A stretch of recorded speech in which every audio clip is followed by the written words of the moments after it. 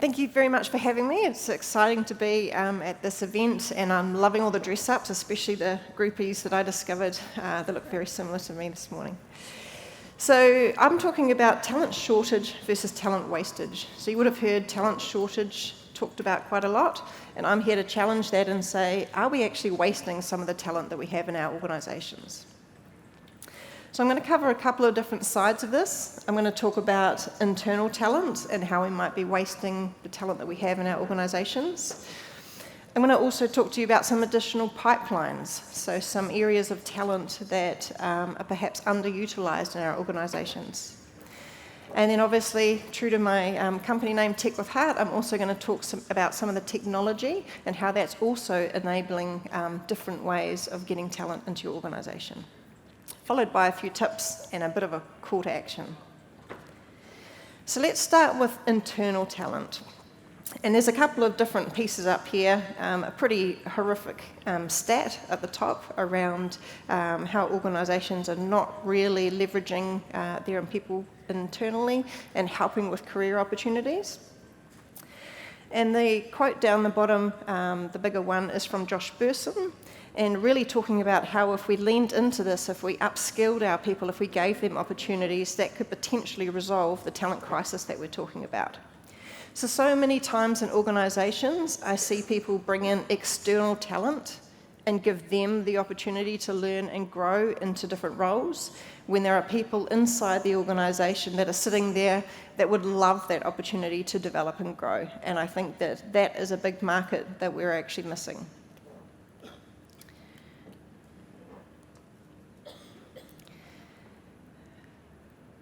This is a really nice quote, and this is something that I'm really passionate about, is how do you allow people inside your organisation to thrive? How do you utilise all their talents? Great quote by Johan. Looked up his details. Actually, it would be his birthday next week. He'd be turning 274 if he was managed to live this long. But it is about the happiness that people get when they're in the flow, when they're using all their skill sets. And I'm going to share some things as we go through my presentation on where I think there are people who have a lot of untapped talent. So I'm going to give you an example. So I often use this term about don't sandpaper off the shine. So sometimes we will hire people into our organisation for their shine. We hire them because they are different thinkers. We hire them because they've got different talent. We hire them for the magic that they bring. And then, as I've watched over and over again in organisations, I see that shine sandpapered off. And I have a personal story around that. So you may see that curve picture in the morning, in the middle there, the bell curve. So I once worked for this very large organisation. And in that organisation, they'd had a really brutal McKinsey process. Sorry if there's anyone from McKinsey. A big McKinsey process had swept through that organisation, and people were left feeling pretty wounded. I'd literally seen half of the floors disappear kind of overnight, and everybody was feeling pretty low. So I had created a proposal on how we could shift that and how we could leverage all the skills within the HR team particularly to kind of work on ourselves, demonstrate how we use all our skills on how you engage people, how you lift a culture, how you shift things, how you help people through these kind of disruptions, and do it in such a way that we were transparent about it and that the rest of the business said, wow, what's this magic that you're doing? We want a bit of that. Can you help us do that? So kind of role modelling HR. And the Chief People Officer said, our people haven't earned the right for care until our profits lift and our costs drop. Wow. The Chief People Officer. So that was a pretty turning point in my time at that company with that particular phrase. But I had mentioned to my people officer, my direct manager, that I was really disappointed in this approach, and they had seen me kind of get a little bit disheartened about that. So she called me into this meeting room and she drew this curve on the wall. And she said, Melissa, do you know what this is? And I said, yep, it's a bell curve. She said, yes, but in this example, we're going to call it a care curve. And on the care curve, you are down the far right, down the far extreme of care. And then she frowned like this. And she said, you care what people think. You care about what's happening in their lives, what motivates them, what drives them, what excites them. You know what their hobbies and interests are. You know their families' names. You know what their goals and their dreams are. She's still frowning like it's the worst thing in the world to think like that. And she said, but no company thinks like that. And so what we need to do, Melissa, is we need to move you down the care curve. Now, what she didn't know is before she became my boss, the boss before that had worked for 18 months to poach me from the company before. And the reason she tried to poach me was because I had run a big global project at another big company, had won Employee of the Year there for the care and for the way that I had run this 2-year project. So that was a really big moment of where I felt like the shine was being sandpapered off me. That's why they brought me in, and yet she was telling me to come down the care curve. So what do you think I did? I left. So I think that I'm not alone in that, and you guys probably have experiences yourself where you felt like your shine was sandpapered off. You were brought in for something. You were brought in for different thinking. The number of times, I remember I had this person in my team came up with this really innovative, exciting idea. I said, I love that. I'm going to give you some time to explore that, and I'm going to get you in front of the lead team to present that at the next meeting. And this company had been talking about how we wanted innovation. Thank you. The company had been talking about how they really wanted innovation and they wanted different ideas. So this person presented this great idea that they had, and the company said, well, which other companies are doing it? And have you got data on it being run for a couple of years? And so after my poor person left, I pulled them up and I said, you talk about how you want innovation. Innovation is not waiting for 4 other companies to do it and having 2 years of data to support that. Do you want to be a follower? That's what that is. Or do you want to be innovative? And again, that was an opportunity where that person had some shine to them. They had some magic. They'd worked off their own time frame to bring something extra to the company. The other interesting story I've got in this is where organisations, again, talk the talk. So one big company that I worked at had a big engineering department, and they really wanted more women in tech, more women in engineering. So they did lots of great things where they'd do these recruitment drives and they'd go out to schools to try and build the pipeline and go out to the education facilities bringing up the new engineers.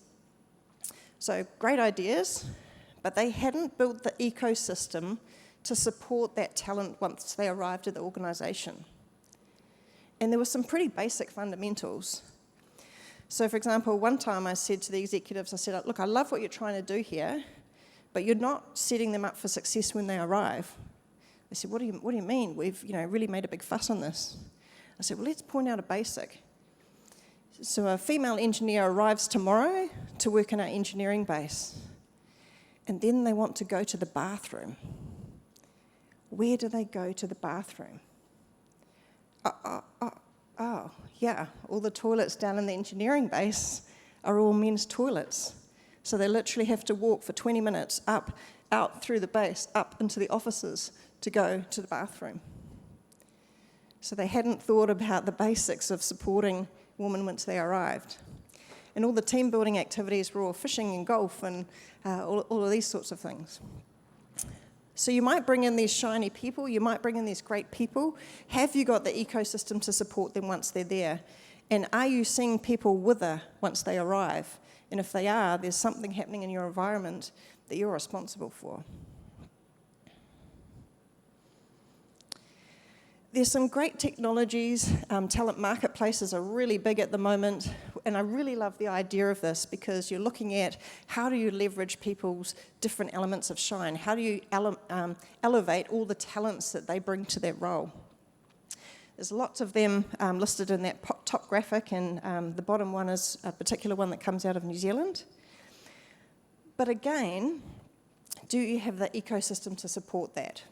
So one organisation put it in, great idea, love it, but then they highlighted anybody who seemed to have had time and capacity to work on these extra gig projects were the first in the review for the next restructure, because they seem to have time on their hands.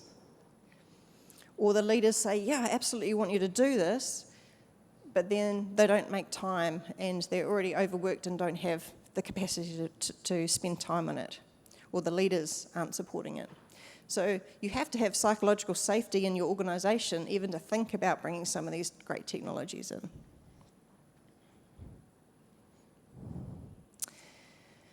So I have this kind of vision of how to utilise different skill sets and how to allow people to work in their flow. So I hate job descriptions.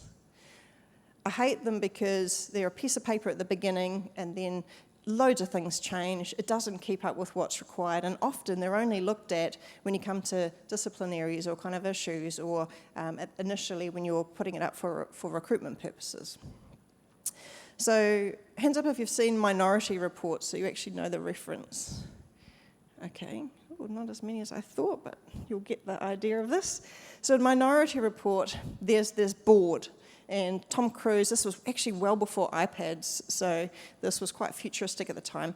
And he would kind of move this board around with his hand, okay? But like, swiping things left, right, which was radical at the time. And I see jobs being like that. I see a time where I might be working for an organisation where I come in and I get to pick different tasks off the board that I'm going to do that day. And they might be worth different things. Maybe there's different kind of metrics or something on them. And so I say, oh, actually, I want a little bit of creativity, so I'm going to do this one. I'm going to flex my analytics skills, so I'll do a bit of this one, and some strategic stuff, and also a bit of collaboration with some other teams. I'm going to work on this one. Then maybe a week later, I'm having a bit of a tough time personally, and there's other things happening in my life, so maybe I pick a few lighter tasks for that day, so I can balance things out. Because everybody has a part of their job which they hate, where they're procrastinating, they put it off, and they don't like doing those parts. But the thing that always annoys me is that there's somebody else in that organisation that loves that stuff, that thrives on that stuff, and will do it in half the time. So why not allocate where people can select and work on the components that they like?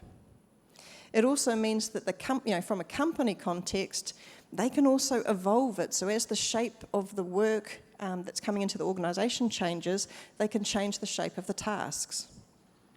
Also, as an individual, I can start to see that change happening. I can see certain tasks, there becomes more and more of them on the board. And I think, if I want to be able to pick up some of these, I'm going to have to pick up these skill sets. So I upskill on those things so that now I can pick those things off the board. I also see certain tasks starting to diminish as technology automates things in my business, and I see the change and flow of work. That's my vision, but it's kind of a thing to think about with how we actually structure our jobs, and how do we make people have the opportunity to optimise their personal skills and have that flexibility. Because if they're not having an opportunity to use that in work time, they probably started their own business and they're using it outside of work. So especially the younger generation coming through, it always makes me feel very inadequate when they've all run 3 businesses by the time they finished high school, because they're starting these side hustles. And even people not out of school, going through COVID, you found a lot of people starting to look at other ways to create income. And often in those side hustles, they're leveraging the talents that they're just not finding the way to leverage in their workplace. So 3 kind of points on this. If you're in talent recruitment, how are you staying connected to your people's growth and capability building, both inside and outside the business? How do you know the people that have side hustles? How do you know the people that are on community boards or leveraging different skill sets?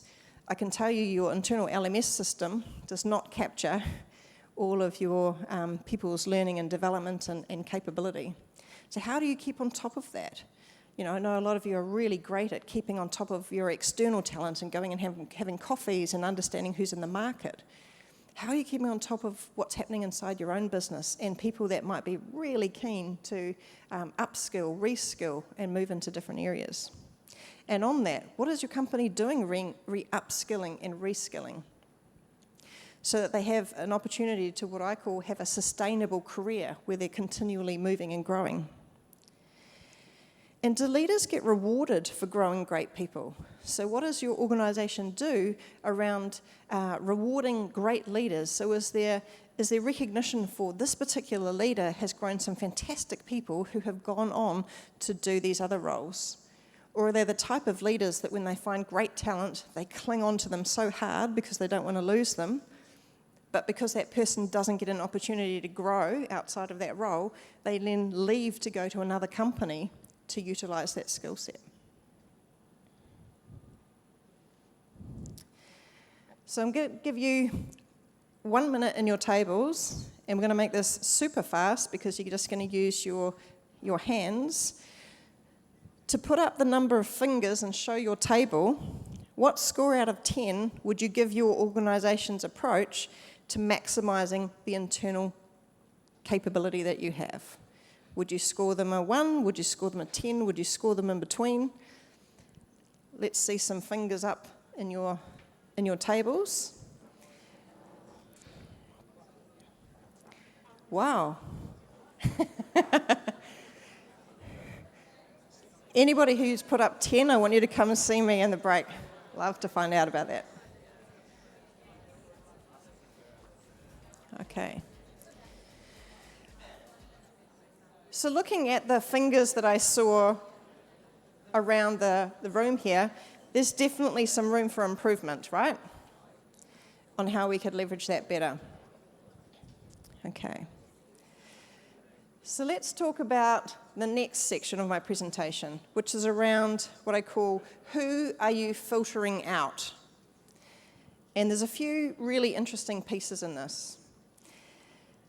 So, this is a screenshot of a number of different ATS systems and some boxes that come up if you're trying to load. So it's not necessarily a job, but you want to get yourself on the database for any jobs that come up at that company or a recruitment company and you want to get on their books. And this is where I believe you are filtering out some talent.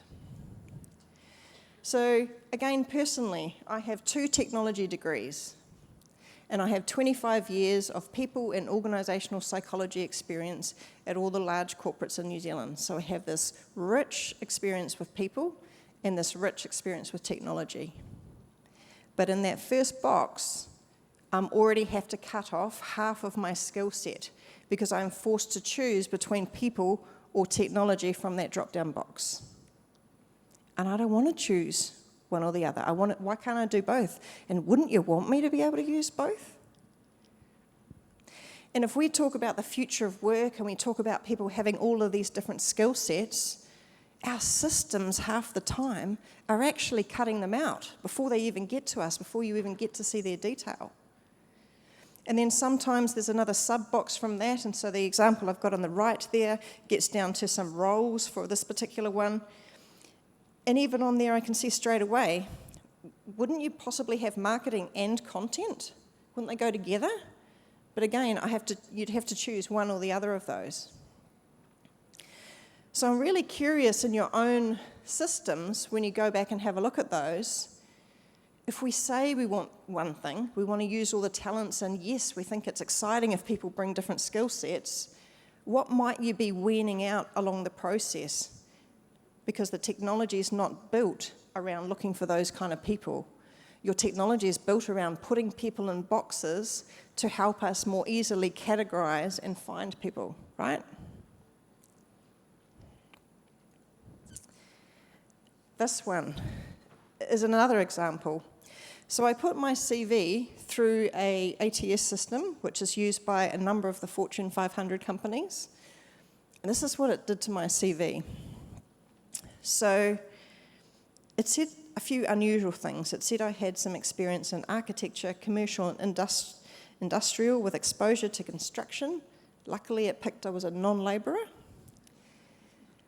But I didn't have experience in any of those. Those words were nowhere in my CV.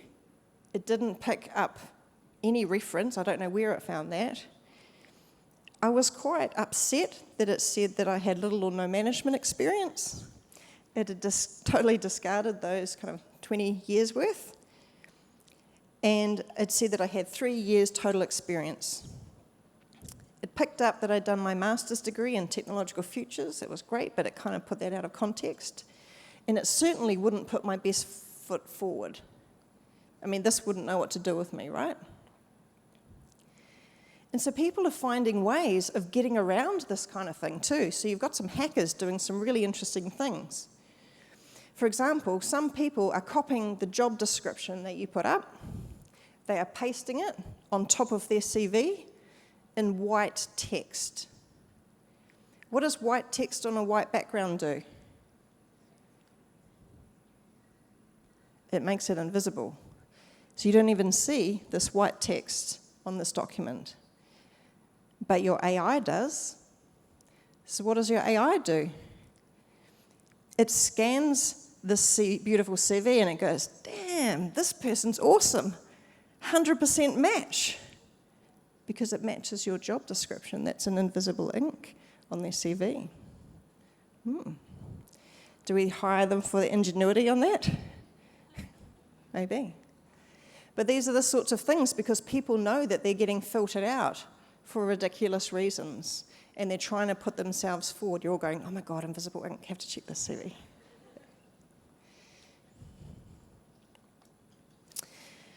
I also believe that you're filtering out parts of your workforce.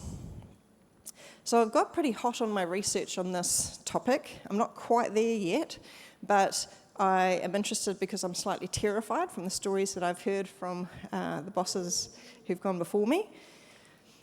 But there's a bit of a wave happening globally. The UK is actually ahead on this, but talking about women who are going through menopause, so roughly 45 to 55 kind of age bracket. And the reason I highlight this is because a number of reasons. One, you can see the statistics down there that it's one of the fastest growing demographics in your workforce, so you should probably take a bit of interest in it. The other is that horrifying stat that 99% of UK women from this particular research said that it had negatively impacted their careers. And if you look at your organisation or you look at other ones around you and you look at the stats, you'll find a large number of women in this age range leave the workforce. They leave the workforce, they take a lower role, they step down to 3 days a week or 4 days a week. Sadly, in a lot of countries, it's also the highest level of female suicide. It's also the age bracket where a lot of marriages break up. Coincidence? Also, the age bracket where a lot of people have empty nest syndrome, where kids are starting to leave home. So there's a perfect storm of stuff happening here, and people are noticing these women leaving the workforce, but just saying, oh, they're a bit burnt out, or they're looking to do something different. Well, how did they get burnt out? What support did they have in your organisation to help them through this? Not much. So if we're looking to make sure that we have these talent pipelines, we want to make sure that we're looking after the talent that we do have in there. Similarly, if you look at demographics, you can see we have an ageing workforce. And, this is very interesting. If you look at grad programs, there's a lot of focus often in organisations around grad programs, but really not a lot on the other side. Keeping in mind that people are also going to have longer lifespans. So if you've ever read the book 100-Year Life, it talks about how the people coming through now are going to live to potentially 120. So they can't afford to retire at 65. They actually need to work much longer, and they want to have rich, rewarding work lives in that time. Some of them have also supported their kids into houses and had to remortgage their house, in which case there's a financial driver for them to have to work longer as well. We also know from, when I'm looking at all the biotech and the developments in medicine they're also going to be living, I'm saving for my bionic hip replacement and knee replacements, or stem cells, or all of those sorts of things. They're going to mean that I'm quite a different older person than the generations that have come before. So what are we doing to support those people to make sure that they have opportunities to reskill, upskill, keep current, and keep contributing to your organisation? This one was interesting. This came from a conversation I had with a friend last week. And it was talking about her son who was looking for some part-time work. He's in his last year of school. And she was quite horrified. She's in HR. She was horrified that when he was applying for roles, the minimum that they would do was 20 hours. And if you think about a kid, doing, say, working on a Saturday, doing a couple of nights, that doesn't add up to 20 hours. So they have to take up quite a bit of capacity. And, if they want to do sport or something social, and they're also trying to, keep their grades up and do their homework and assignments, 20 hours is a lot. So again, you're kind of filtering out a whole lot of people that would fill these roles. And I don't know about Australia, but in New Zealand, retail roles and some of those ones, they're desperate for people, but yet they have these silly caps that are burying people coming into those jobs. So I'm going to give you 2 minutes in your tables this time, because I'm generous from the 1 minute from before. And I'd like you to talk to the person next to you around who are you maybe filtering out or accelerating out of your organisation unintentionally. Hopefully you had a few interesting conversations there.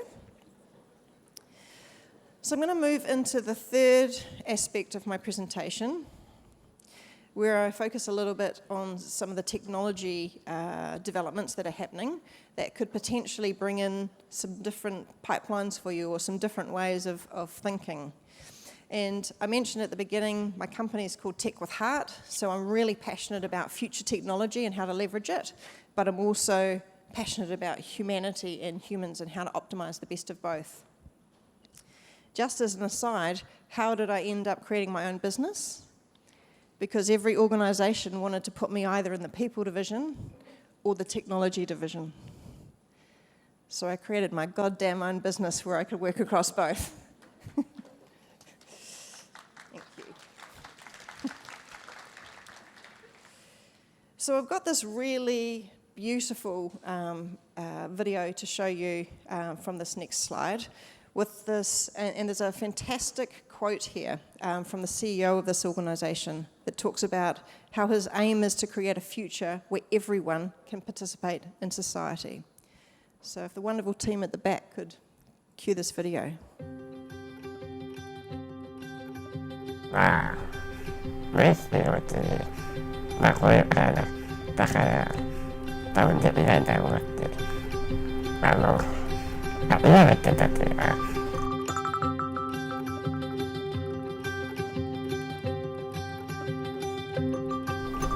迷惑ばっかりかけて人のために何もできていないなっていう気持ちがすごく強かったです。自分の体を自由に動かすことができない方々はかなり大勢いるし、我々とてね、高齢になってくれば立つことも難しくなるかもしれないし、歩くこともできなくなるかもしれない、社会の荷物になってるかも、あるいはもう家族とかが自分の介護とかで苦しんでしまうかもしれないというふうに思うと本当に辛くなってしまう。それをどうやったら解消できるかってことに我々はね、人生を使いたいと思っているし、それが我々の役目であると。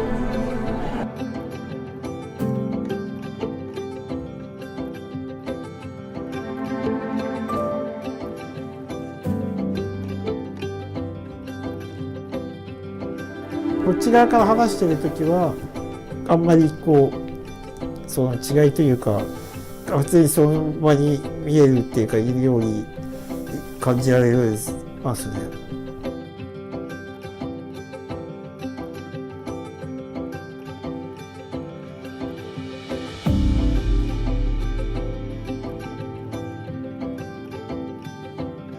私は所沢から来ました。所沢、はい、はい。お仕事する前より随分明るくなったねって言われるようにはなりました。辛いこともあるけど、そうやって生きてきたことが無駄にならないっていう感じる瞬間っていっぱいあると思うんですよね。でそうやってその誰かの役に立ったり、必要にされたり、すごく楽しいですね。寝たきりの先はあると思ってますね。諦めてしまうとね、本当に何もできなくなってしまうかもしれないけれども、テクノロジーとそして先人たちのロールモデルによってね、新しい人類のね生き方を作っていけると、そう思ってます。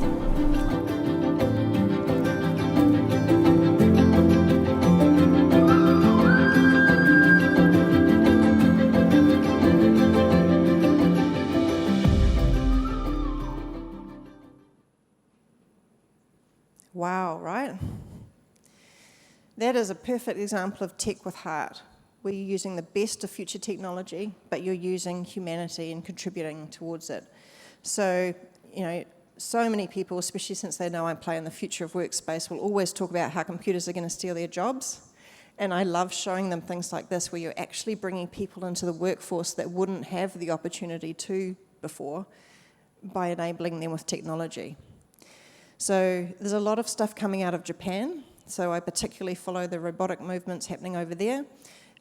There's a lot happening because they have obviously quite an extensive ageing community. So they've been doing some stuff around, well, if we don't have a lot of young people coming through, how are we going to be able to support the elderly people? How are we going to be able to do the lifting, etc.? Because there was a report that said 80% of their nurses had back issues from sort of heavy lifting. So they're looking at robotics to help with some of that. And they're also looking at robotics for the connection, for the conversation. I don't know if you, if you think about elderly people who may have dementia, etc., having somebody to communicate to that doesn't mind that they're repeating themselves multiple times or going over the same content, robotics can play a really nice space there where they can have, and if you've used ChatGPT, you can see the conversational style that this kind of robotics can do. And as the guy in that video mentioned, it gives them purpose. Before they weren't able to connect with society and feel part of it, whereas now they're having conversations with people on a daily basis.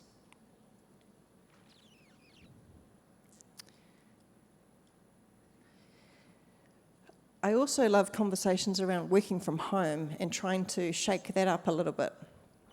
So a lot of people lament, especially during COVID, lamented about how working from home is just for kind of office workers. And I'm here to say, well, actually, no, that's changing as well. So the pictures to the left-hand side, you can see this guy that's actually operating heavy machinery on a work site. He's actually running the truck, and he's running it from home. He's got a pretty extensive setup. He's got a couple of big screens. But this has been a game changer for those kind of organisations because it's also drastically reducing their health and safety issues on site. And they can operate it from home. It's not just kind of those bigger roles on a smaller scale. You can see a boy here who is operating this robot who is actually stacking shelves in a local convenience store. So he lives 5 miles down the road and he works at this store by remotely operating this robot. So showing you these sorts of things is really just to get you thinking about these talent pipelines that are coming through from different places now. Especially when you think about call centres and retail and things like that, where technology could really enable some quite different people to come into those pipelines. Speaking of different, traditionally, if you were looking for computer programmers, a lot of people would look at them from STEM subjects, so your science, technology, maths, etc. Whereas actually, there's been a load of research to say, actually, you should be looking at the right side of the brain, not the left side of the brain. Because statistically, people who have language skills, particularly if they're multilingual, will actually pick up a programming language faster because it's a language and they're used to picking up languages. So that's interesting if you look again at talent pipelines and capabilities and you're saying, we need some program is, oh, these people are quite analytical, that'd be great, maybe we should train them up. You could be actually ignoring some fantastic talent who have quite different thinking that would be able to adapt to that just as quickly, in fact, more quickly, the research shows us.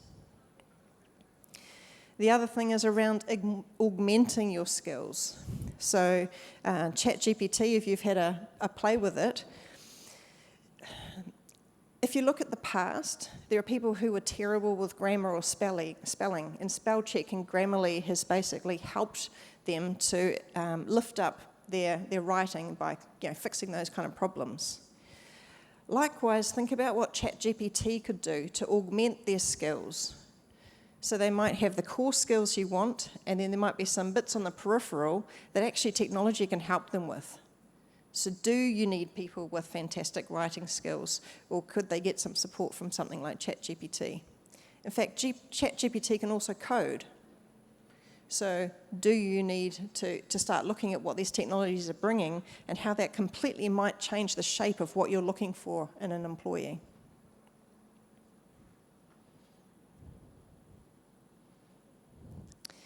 So my third question is, are there any areas where technology could enable a broader candidate pool for your organisation? Are there roles that you thought, oh, they couldn't possibly work from home because they wouldn't be able to, that maybe now you think, actually, with the rate of technology, I wonder if we could flip that on its head? Likewise, are there people like the fantastic video that I showed you, where if you utilise technology, you might have a whole new talent pool you hadn't even considered that could come into your workforce?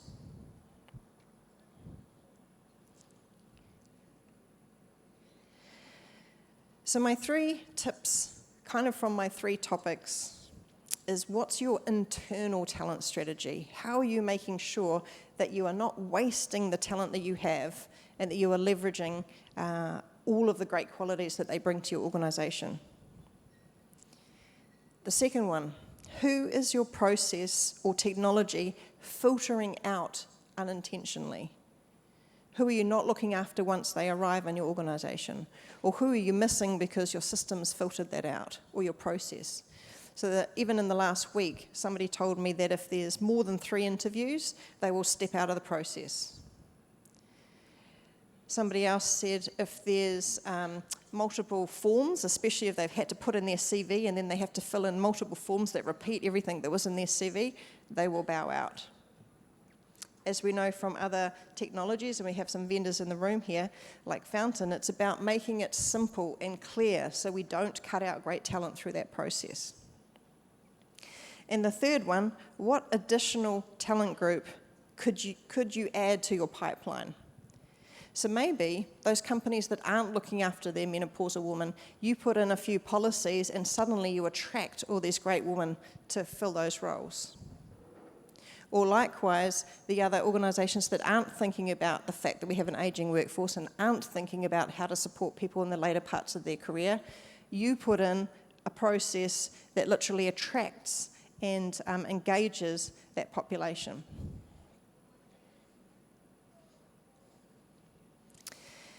And my final call to action is to think about running scenario planning over your process and your technology. So this is one of the things that I do with organisations across the whole HR suite, is putting in some of these future scenarios and saying, okay, looking at those scenarios across your processes, across your technology, how would it cope with these?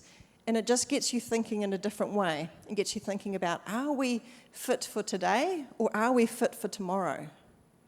And what I'm really interested in is making sure organisations are future fit and thinking about the capability you want to drive your business forward, not what got you to where you are. And that is me. Thank you so much.